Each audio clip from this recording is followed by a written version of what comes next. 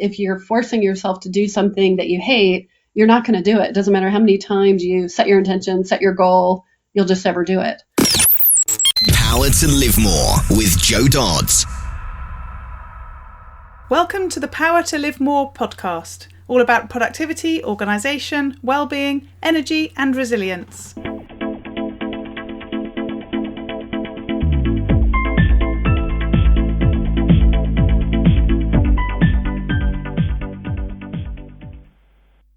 I'm Jo Dodds, and I started this show to enable interesting people to share their stories about how they use their power to live more, and by that I mean to do the stuff that they want to do more than the stuff that they need to or should do. It's about creating a life for yourself where you have the energy, health and space to be happy and fulfilled, spending your time as you'd like, whether that be at work, home or somewhere else entirely. That's your choice. Hello. My name is Ellie Dodds and I'm co-presenter, and today Jo is interviewing Laura West of the Centre for Joyful Business. Laura was another recommendation from Kelly McCausey from show number 115. Laura West is president of the Centre for Joyful Business and the creator of creative coaching tools. She's a joyful business coach, speaker and author who works with changemakers, transformational leaders, coaches, healers and experts through her private and group coaching, retreats, workshops and online products. She knows that when you are aligned with your joy and passion, you are more innovative, creative and confident, and success is inevitable. As a creative catalyst, she has helped thousands of entrepreneurs develop signature programs, products and marketing so they stand out as a leader in their market and make great money while creating positive ripples in the world. She's the author of the new Joyful Business Business Planning System, Fun and Fabulous Follow-Up Challenge, Creative Coaching Tools members site and dozens of information products, webinars, and is a highly sought-after speaker for conferences, tele-summits and workshops. You can find out more about Laura and her resources at www.joyfulbusiness.com. Back to the studio. Today I'm interviewing Laura West of Joyful Business. Thanks for joining me, Laura. Thanks for asking me to be here on your show. So lovely to have you, and it's my first podcast not in the caravan for about 2 months, so this is quite exciting to have proper internet, so let's hope it all, fulfills my expectations in terms of not dropping out. I think the internet is like the number one resource for an entrepreneur. Absolutely. I just went to do one a couple of hours ago with somebody who will be coming up. I think she'll have been published the week before yours. And she was in a castle in France. And we've had to reschedule because she couldn't make the internet work. Oh, no. So, yeah. So it's the as you say, it's the thing that as entrepreneurs we need and then really struggle with when it doesn't quite work. But we're here, so that's good. So excellent. So tell us a bit about who you are, what you do, and where you do it. Yes, I am the founder of Joyful Business, and we do coaching and training for entrepreneurs, mostly coaches, healers, people who have a message and a mission with their expertise. And so I help them get their marketing out in a way where they can use their creativity and passion in their marketing. And so they actually love their marketing, which is something that most people don't, their eyes get kind of big when I say that. And so that's what I do. And so I've been doing this for almost 20 years now. And I have retreats and workshops, online products, private coaching programs, things like that, all different types of ways to reach different types of coaches and healers. And where are you based? I'm outside Atlanta in the U.S. So whenever I think of Atlanta, I think of Social Circle. That's somewhere around there, isn't it? That is. Social Circle, yeah. So my many years ago, my dad had a business like in the 80s, and one of his business associates lived in Social Circle. So that's all I know about Atlanta. I have heard of it. That's my one connection to Atlanta. It's very tenuous, I know. Oh dear. So it's interesting, as you say, talking about marketing and people not particularly enjoying it. I've just been thinking, listeners to the podcast will know that I should say now I have recently launched, because by the time they're listening to this I will have done, my membership site, and I've been idly sort of driving around, towing my caravan, thinking about my business. Not idly, actually. I've been, thinking hard about my business. And I was thinking how it'll be so much easier just to focus on marketing one thing, as in, this is what I sell, as opposed to I can help you in a number of ways. And I was thinking how that will be quite a change. But as you say, people don't really enjoy marketing generally, and it's a sort of an angst-ridden thing. So I was feeling quite calm at the moment. Right. Well, good luck with the one thing. I think that is a one path to success. What I have found is that I tend to attract people who are highly creative, and they just have ideas flowing out their ears and flowing out of their pen. And the hardest part is, how do they focus? How do they choose the ideas? How do they focus? I mean, they're all like these little babies, and Yes. I can't not do my baby. But, I always say that scattered energy gets scattered results, focused energy gets focused results. And it's something I'm always having to come back to, because it's not always so easy for people who are highly creative. No, exactly. Well, I think that's exactly what you've just said is why I've done what I've done, and why I'm actually quite excited about it, on the basis that, it's one thing encompassing a number of things, but it's still only one thing, which just seems so much easier in my head, So, yeah, absolutely. You can send everybody right there, and that's your thing. Yeah, exactly. So, well, because also, I think people say to me, "What do you do?" And I always think, "Oh no, what do I do?" So tell us more about why you do what you do with the people you do. 20 years you said you've been doing this. Did you start with creative people in the first place? Is it something that you've sort of grown into as a result of the work that you've done? How has that all come together? Yeah, well, I came from corporate. I was VP of marketing for shopping center, for a bunch of like 50 shopping centers around the country. And so I have a long history in the marketing arena. And I realized I'd always wanted to have my own business, and I had hired a career coach years ago to try to figure out what I wanted to do. And I fell in love with coaching.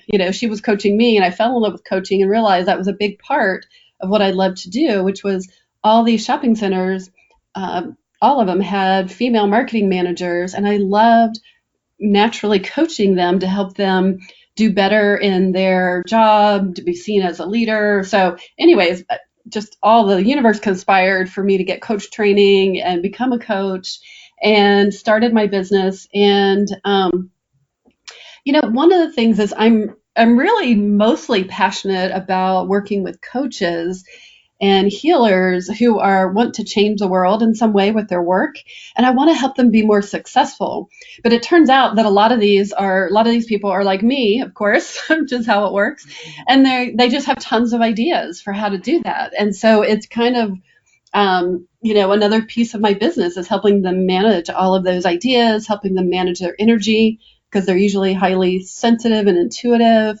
So it's both helping them be more successful in their business in a way that doesn't drive them crazy with all this marketing, but then also to manage their energy. And then I would say the third part is, okay, how do they corral all those creative ideas?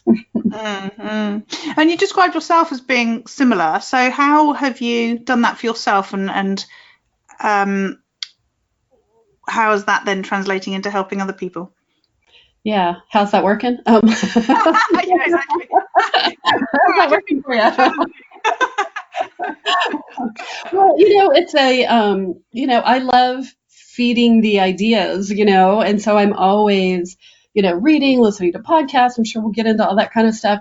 And so, I'm always feeding the ideas. And then, so really where I come in is, how do I organize the ideas, and then how do I prioritize them, and then how am I trying to be the most productive I can be to get stuff out there.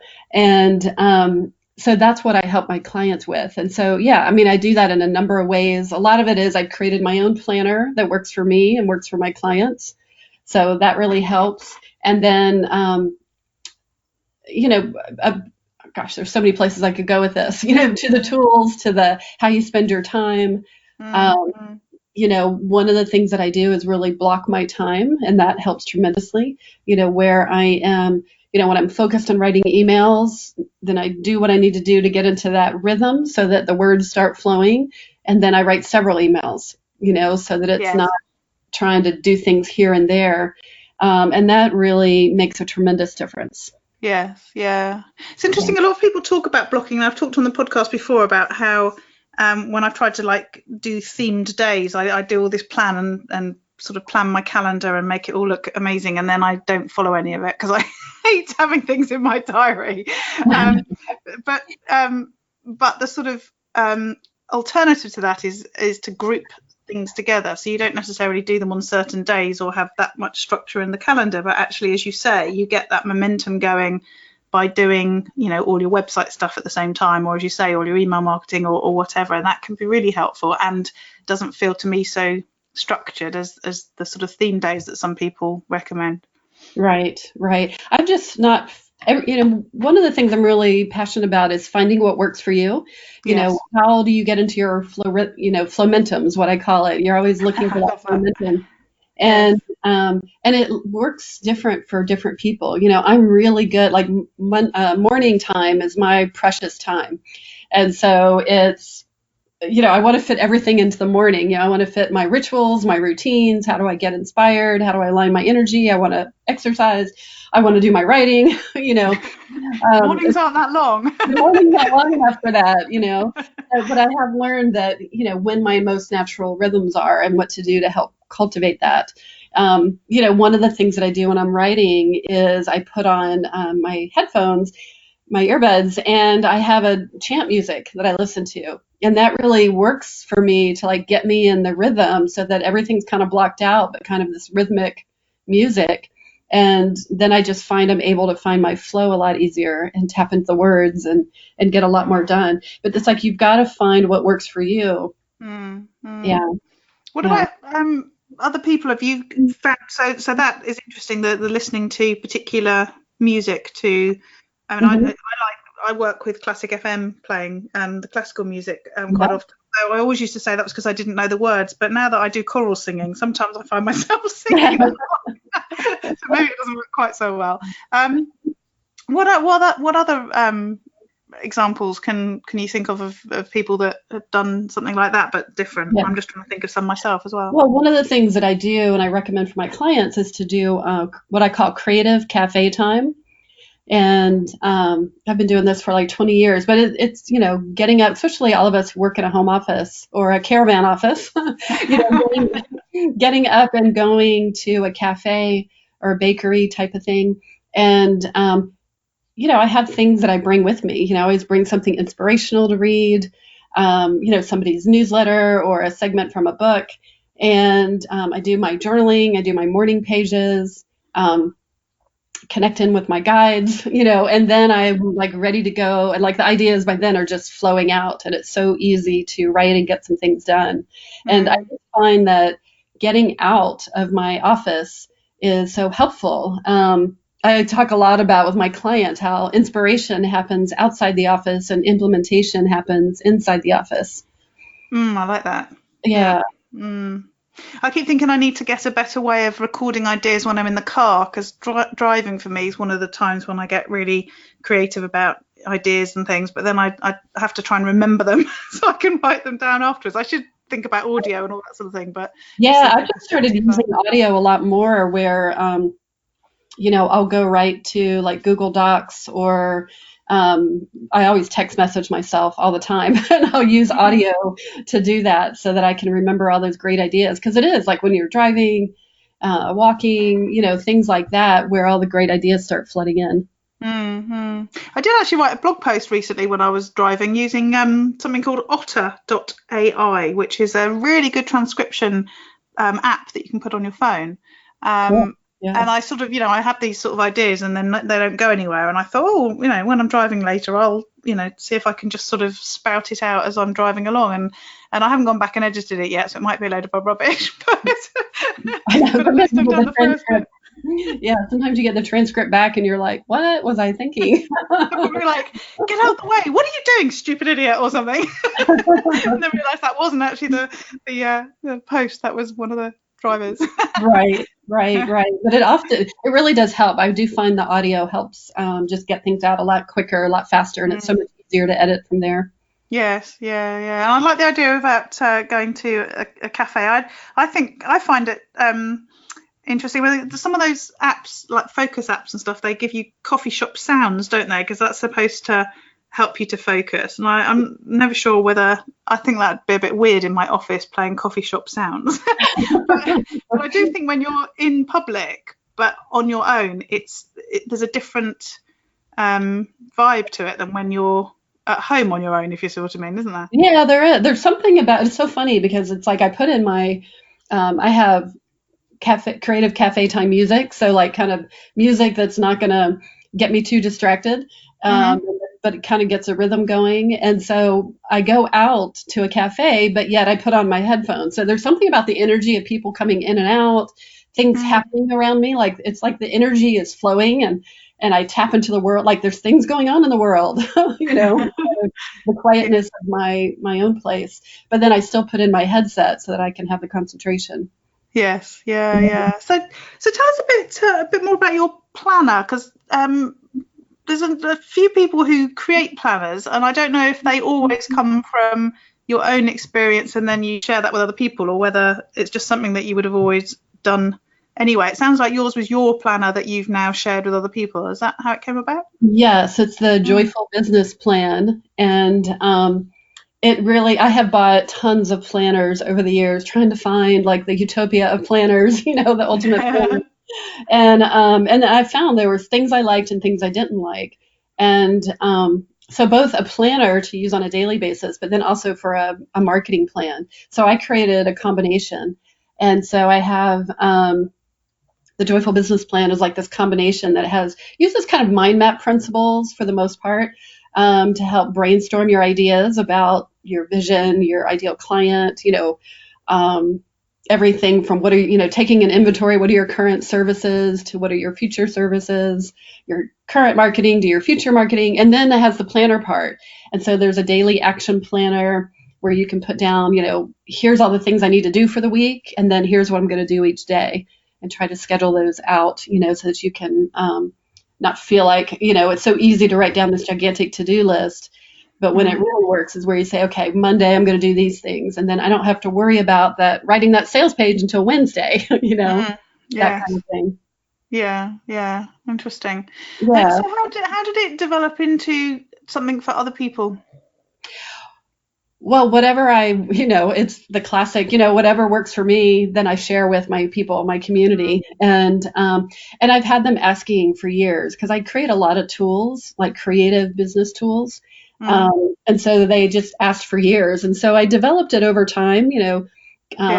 trying different tools out, seeing what they liked, getting feedback. And in the last probably 3-4 years, I come out every year with kind of the new edition of it. And it's not a hardbound planner. It's actually a planner that you can print off digitally. It's a Yeah. printable. And then I have it lined up with, so that you can, what I recommend is that you can print using the disc bound journals. I don't know if you've Right. seen those. So that way you have lots of flexibility. Because one of the things I didn't like about most planners are in a hardbound, book. And so Yeah. you're stuck with the whole year for the entire year. And so I like being able to pull papers in and out, add papers to it. Mm. I don't have to carry around the first 6 months of the year the whole time. I can just take those out and stuff like that. So you have lots of flexibility with that. Yes, yeah. And you said it's called the Joyful Planner, and your business Joyful is, business. sorry, Joyful Business Planner, and Joyful Business is your company name. Not everyone sort of equates joy with business. Tell us I know. more. I'm on a mission. When I left corporate, I was in corporate and in the 90s, and we went through 6 buyouts and mergers in 5 years. It was really just got so burned out, and it was really tough. And so when I finally decided I was going to make that move and start my own business, I had this inkling of an idea of like, there has to be room for joy in a business, like where you're happy, where you're excited about showing up. And not many people were talking about doing meaningful work and being happy at work. That was really a new concept. And so I found this article by this woman, Dr. Barbara Fredrickson, and she had done one of the first studies about happiness at work. and found that when you're happy at work, that you are more creative, like the ideas flow, right? And we all, like, this from a common sense perspective of, if you're disgruntled at work and you're not happy, then it's hard to get any sort of great ideas. So you're more creative, you are more innovative, more likely to take risk and share these, innovative ideas. You're more confident. So to me, it's like when you're in your joy, then you're more likely to pick up the phone and call that potential client. You're more likely to say, hey, I'd love to be on your podcast. Like you just have much more confidence. So it helps you. So to me, joy is a productivity tool. So when you line up with your joy and you, again, it goes back to that marketing. When you line up with your joy and you do marketing that makes you feel good because you're doing it for people, not to people, that you like to do your marketing and it feels more joyful, and therefore you're going to show up and do it, rather than like, oh God, I got to do this marketing thing. And it feels like a whole different part of you has to do that. Like all of a sudden you have to sell your soul for it or something. And that's quite a different concept to how a lot of people think. I think particularly when people start businesses, they sort of think they have to emulate what it was like in the corporate world, although ironically they're sort of generally starting their own business because they don't want to be in the corporate world anymore. Exactly. I talk about how I used to think that when I first started sort of 13, 14 years ago, that it was, I'd have to sort of work 9 to 5 and Monday to Friday, albeit it never was 9 to 5 or Monday to Friday. But, your structure was the same as the corporate world because that's what you sort of thought it should be. And then as you get used to your own thing and get more confident, then you start to sort of do your own thing. And that, to me, it sounds like that's what people are probably like with their businesses as well. They start a business thinking it's got to be, serious and boring and quite hard work, and joy probably doesn't come into people's minds to begin with. Is that fair, or am I just being down? I think there's two different types of people. I think there are people who, especially people who've left corporate, the reason they're escaping their cube, and they're bringing with them a lot of the baggage or the structures, that they're used to in corporate. And, one time I had a client email me on a Monday morning and it was like 9:15 and she's like, okay, it's 9:15. Am I supposed to be sitting at my desk? She's like, what do I do? She's like, I really want to go to a yoga class. I'm like, go to the yoga class, feel good, come back and you'll be inspired with a new idea, Yeah. It's that kind of thing. And then there's a lot of people who started a business because what they're doing brings them joy. So a lot of, like chiropractors, healers, coaches, started their business because of the meaningful work, where they're changing lives. But then as they got into, I have to market my business in order to grow it and, make it sustainable and thriving, then they get caught up in thinking that their business, they have to be this marketing guru, or they have this like marketing machine they have to do, and they're marketing more than they're doing their work. And so a lot of it is coming back to like, okay, you have all this joy in the work that you do, your expertise, but also you can have joy in the rest of your business, including the marketing. And it really comes from the inside out, so it's, it really is like, okay, I help people find their authentic marketing style. So what is your authentic marketing style of what you like to do? Is it, I want to do podcasts for my digital nomad life, in the caravan, and, being really authentic and, and it takes people a while to shed those protective barriers and say, yes, I just really want to show up authentically. And here's what authentic looks like for me. Yeah. And how do people do that? I mean, I talk, and I've talked a bit on the podcast about the fact that I hate doing video, and I every so often start again thinking I should do it, or I'm going to do it. And there's a number of videos online over the last 10 years of me going, right, I'm going to start doing this, and then it lasts for about 2 goes because I hate video. And I finally got to the point of reminding myself I don't like it, so I'm not going to do it. But that's exactly it. I mean, is it trial and error, or is there a process to determine, what works for you, what you want to do and what you don't want to do? Yeah, well, there's a process. I take people through a process of finding your beautiful brilliance And so it's part your strengths, your expertise, and also that piece and your unique personality. And then also about, your authentic marketing style. And so we really delve into, are you more of a writer? Do you like to create on the computer? Do you like to do, some people are natural, like give me a camera or let me talk. And they want to talk, so we kind of really identify. And to me, that's their starting point. For some people, they're going to stay in that sweet spot forever. And some people are going to say, okay, now I'm ready to branch out. Now I'm going to add some video. So to me, it's starting with your sweet spot, so because then like you just said it, you'll show up and do it. Whereas if you're forcing yourself to do something that you hate, you're not going to do it. It doesn't matter how many times you set your intention, set your goal, you'll just never do it. Yes. So I'd rather you do it, right? And be successful at that and have, this core marketing piece rather than trying to do 50 things that, you don't really like. Yeah, no, that's a good point.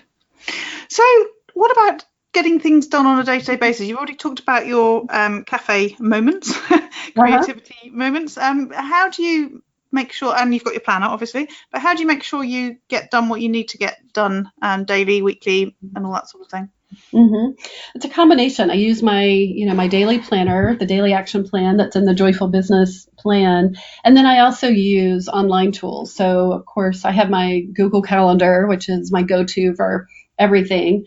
I also have a regular calendar that's like the disc bound, that it's in a it's bounded so I can look at any months. And then I use the sticky note planning method, which is what I talk about in my plan, which is planning when my emails are going to come out, when I'm going to launch a new, like the new version of the Joyful Business Plan or my 30-day challenge for fun and fabulous follow-up or things like that. And then I use sticky notes to say, here's when I'm going to launch it. Here's my, how I'm going to plan all my different promotions and social media. So those are two things that I use all the time. And then with my team, I use Asana. Asana is my, my online, where we manage all of our projects, all the to-dos and things like that. So that's definitely something I'm in there on a daily basis. So that's my core. Those are my core things. And then a couple of things that I use as well just to organize ideas or to brainstorm ideas. So one thing I use to brainstorm ideas is something called Oya. I think that's how you say it. AYOA. Oh, and okay. Not heard of that. It combines something called Drop Task with mind maps. And I love mind maps. And I can go in, take their mind. They're still kind of in the pilot version. But I love the mind maps, and I can go in and just outline a teleclass or my Joyful Business live show, and it just flows super easy. They're still working on being able to get that, like then convert that over to Word, but I can just mind map it so easily, and it's just flows really fast. So I've been using that a lot. And then I'm also a big fan of Evernote for capturing ideas. Whenever I see somebody, something on a website or cool idea, cool logo or graphic or some idea that I might want to refer back to when I'm, going to do that kind of project, I keep all those notes in Evernote. Yes. Yeah. Lovely. Yeah. So I can tell why you're a good guest for this show. You like alliteration. So you talked about fun and fabulous follow-up. No, I have a whole lexicon in my world.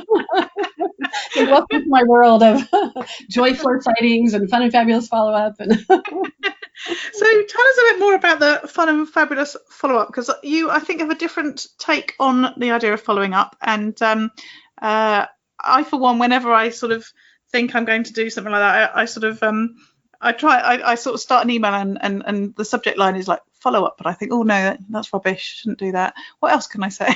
And it just feels difficult and not as fun and fabulous as I'm sure you're going to tell me. So what does that mean? Well, it's taken the same principles we've been talking about lining up with your joy, passion, and creativity, and using that in your follow-up. And so twice a year, I do these 30-day challenges called the Fun and Fabulous Follow-Up Challenge. And what we do, the last one we did in the spring, I had over 100 people in it, and it was just so much fun. And the premise is super simple. It's for 30 days, you reach out to 3 people a day every day. Okay. But the rules, like there's no rules, like it's wide open. So you might reach out to a past client and say, hey, how are you doing? You might reach out to a current client and say, how did your week go? You might, but it's like the more you build that into like a daily success practice, excuse me, the more that you start looking for people to reach out to and follow up with. So you might follow up, like I went to a luncheon yesterday, following up with the organizer of the luncheon and saying, gosh, what a great job you did. I so enjoyed it. And just giving her some accolades. And you never know where these conversations are going to go. First of all, they could just make you feel really good and make them feel really good, which to me, that's priceless, right? We're back to like the feeling good energy. Like if you can bottle that, that's what we all want, right? When you feel good, you're more likely to do things in your business and grow your business. And then lots of times those things lead to another conversation.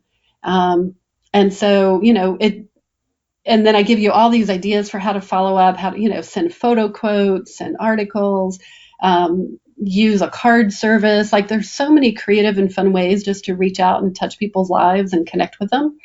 And, but it's the idea of when you do it 3 people a day, every day for 30 days, it totally changes your business because all of a sudden you don't feel alone. You don't feel isolated. You really get that Mentum going where you start, usually you start getting some clients, you get in conversations about opportunities, people make referrals and introductions, like you get speaking engagements. I've had people connect with long lost sisters. I mean, all sorts of things have happened that were amazing.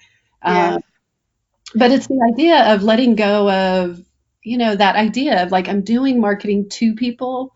And instead it's like, I'm doing it for them, and so really just showing up and reaching out, like, how can I spark somebody's lives? How can I spark joy in somebody's life today?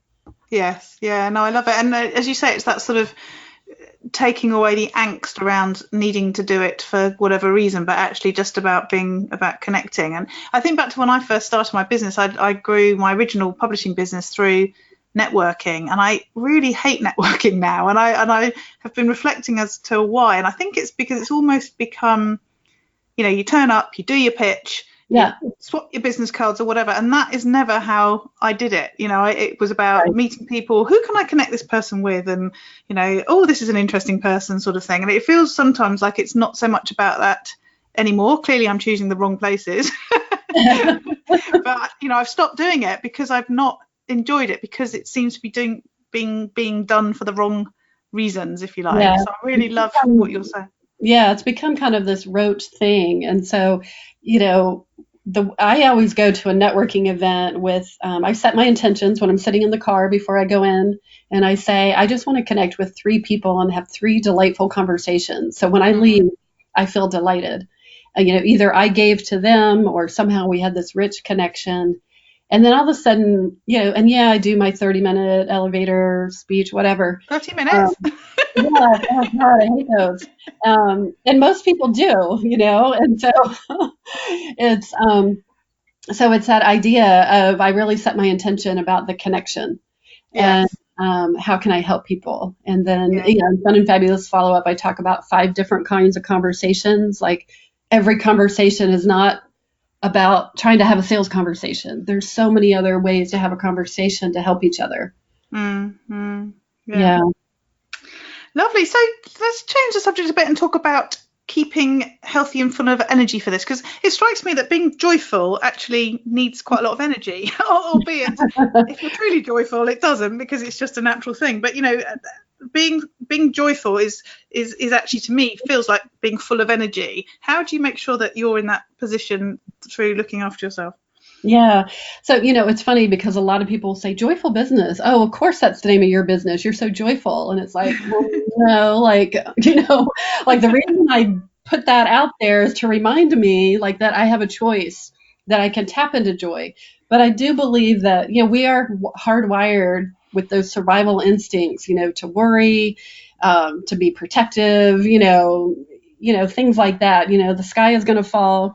Some people are more optimistic than others, but I believe that you have to cultivate that optimism and happiness and, that flowing of energy on a daily basis. So, yeah, I mean, I do everything, I walk, I go to yoga. When I don't do those things, I notice it's harder to tap into the joy. I went to yoga Tuesday night and just woke up on Wednesday morning like feeling so good in my body that the energy can flow. And when the energy flows, then the ideas flow. And again, the confidence comes out, and then you want to contact people, and it just is so much easier. The hardest part is, to me, is like honoring the commitments, So I do journaling, I do my morning pages. I try to move my body every day, talking to friends, doing some painting. I love to do just like intuitive painting, nothing that you can recognize, but more intuitive painting. Having some sort of hobby that can flow. Yeah.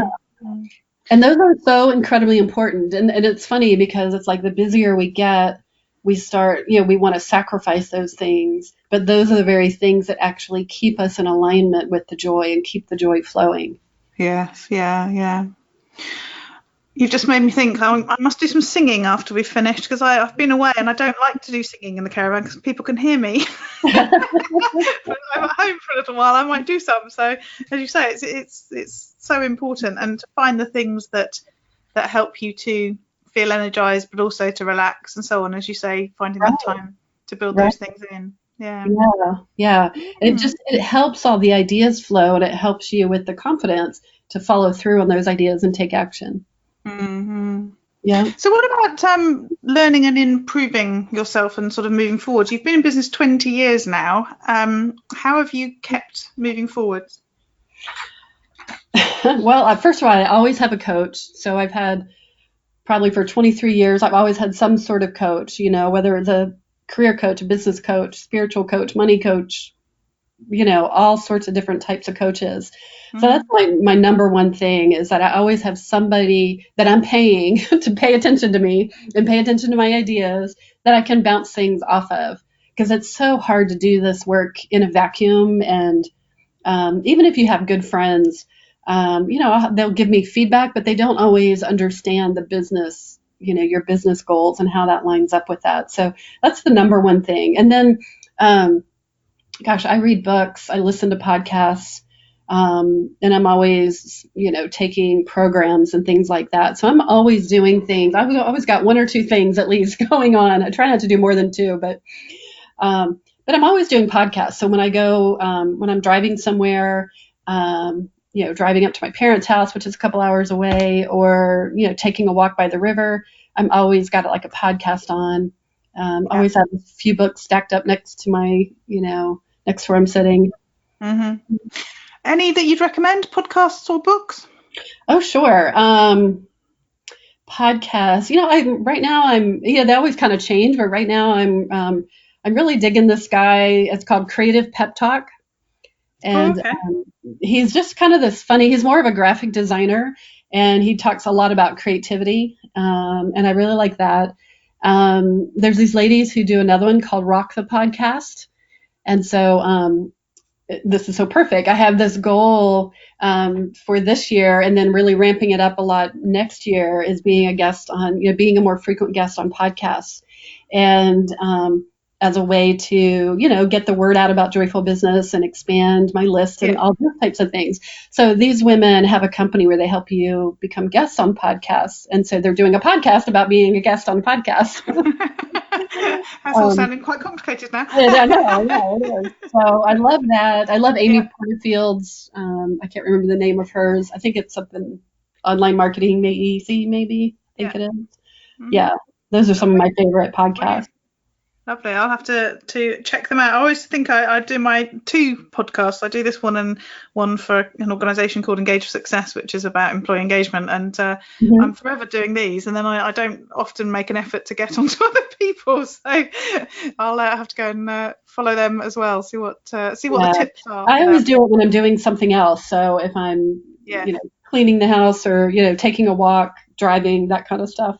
Yes, yeah, exactly. It's funny, I've got I put mine into channels, and I've got like my favourite and ones for productivity and health and everything. And I've got one that says new to try, and I looked at it the other day and realised that there's like tons of podcasts on there that I've added because people have said, oh, I think this is good, and then I've never listened to them. Right, I know. I vowed to listen to one a week to try and find new ones as well. Right. I go in different, spurts with that as well. Yeah. Yeah. So last couple of questions. What about those days where it all goes horribly wrong? How do you deal with those days? Oh, I don't have any of those days. Moving on then. No, that's like, that happens all the time. It's, that's just part of life, it's like stuff happens, like I sat down yesterday and I had gone to a luncheon and I got back to my, home office and I sat down, literally had my fingers poised on the computer. I'm like, all right, I've got 2 good hours. I'm going to crank out all this great stuff. And my son calls and his battery had died and he needed me to come help him. And so, I was so glad that I was able to help my 22-year-old and go do that. But it's like the moment, you think, okay, I'm going to get all this stuff done before I go on vacation. And then it's like, gets hijacked by something else. And I was so glad I was here to help him. But the biggest thing that I have learned, because I do think that having your own business when you're not accountable to somebody else like you are in corporate or, when you're working for somebody else, you don't have that accountability. And so that is just the hardest thing. And then you add to it, people like us who have lots of ideas, it just makes for potential, I don't want to say disaster, but it makes for you being really busy doing a lot of stuff that might not be as successful. So what I've really learned is to stop fighting it. Sometimes I'm a lot quicker with that than I used to be, but stop fighting it and surrender.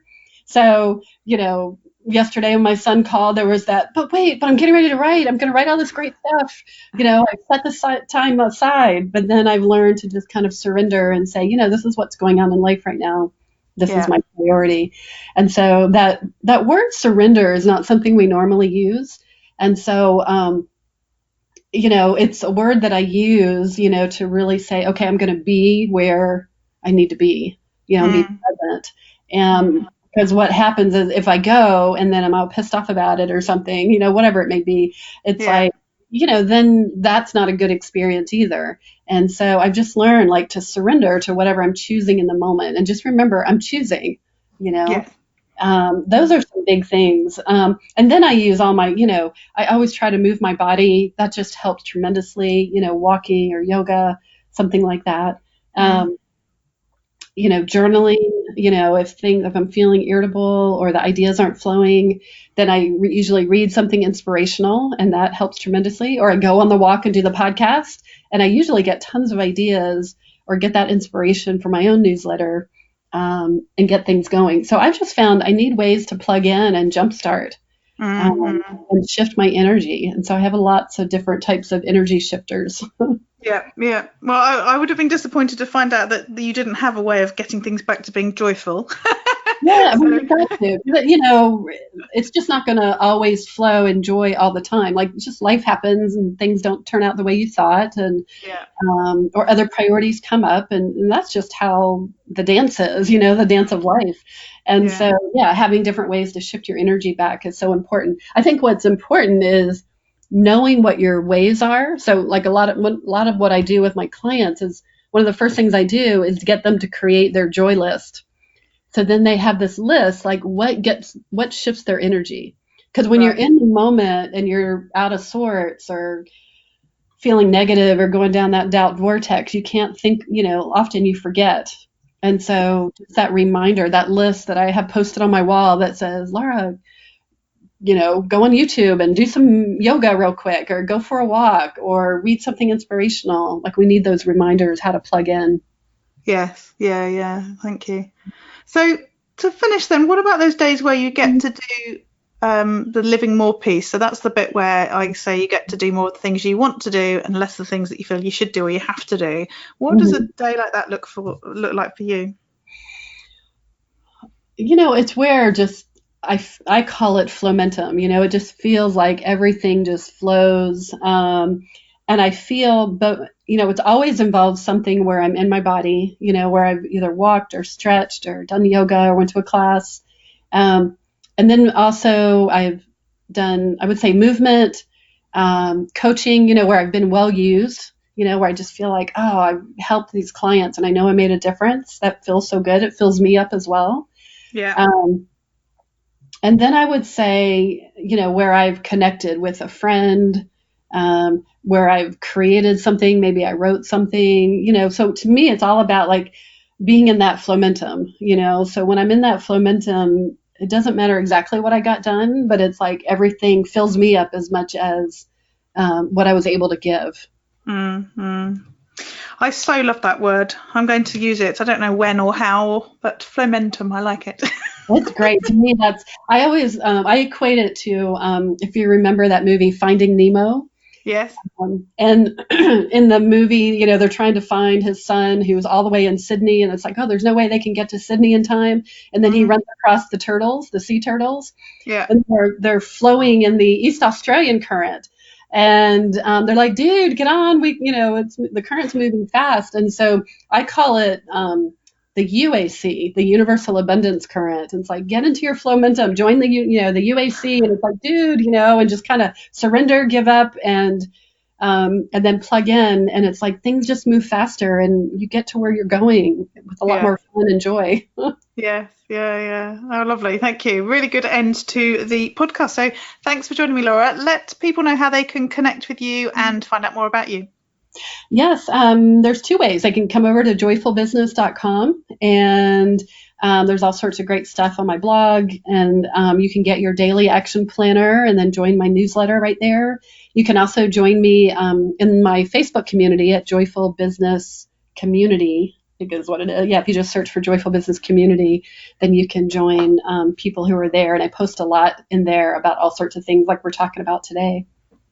Lovely. Thanks for joining me. Thanks so much. All this information is available in the show notes. If you go to powertolivemore.com / in this case 131, then you'll find them there. This week I want to talk to you about accountability, which I talked to you about a few weeks ago. In my membership site, Power to Live More Calm, a few of us got together to have an accountability session last Friday. And what we did was we got together at 2:00 and we had a 15-minute discussion about what we were going to focus on in the afternoon. And then we got together about 45 minutes later, again via Zoom online, to say how much we'd done. And then we committed to doing another hour, and we got together again at 4:00 and then had a sort of debrief and caught up and sort of talked about what we were going to do this week in general terms. But we had quite a lot of discussion about how much we achieved in what was effectively an hour and 45 minutes of the things that we were looking to do. And I particularly had committed to transferring a free course that I had on the Teachable platform over to my membership site. And it's something that I've been intending to do for a while and felt like a really big job. And actually, I managed to get one of the courses done in 45 minutes and then realised there was another course on there that I needed to move over. And I managed to get that done by the end of the next hour as well. So I achieved so much in an hour and 45 minutes, which if I'd been left to my own devices and not had other people sort of working alongside me doing their own tasks, planning to come back and review our productivity, I'd never have done in that amount of time. It would have taken me probably days by the time I'd fitted it in around other things and procrastinated and felt other things were more important in the moment and all that sort of thing. So it just reminded me, even though I know how important those accountability sort of get it done sessions can be, it actually reminded me how effective they are in the moment. So how are you creating accountability in your life, whether that be personally, whether you set yourself goals and routines and things to do to make sure things happen, or whether that's that you go and talk to a friend or a business colleague, an associate, and talk to them about what you're going to achieve and what they're going to achieve and then review that, or whether that's in some sort of group situation where you do similar. It doesn't matter how you do it, it matters that you do it. So what are you doing to create more accountability in your business and in your life?